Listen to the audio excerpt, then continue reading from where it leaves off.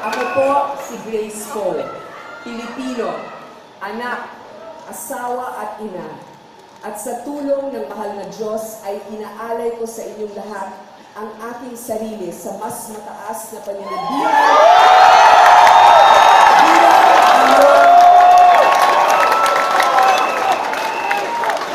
Inaalay ko ang aking sarili sa mas mataas na paninibigan bilang inyong Pangulo.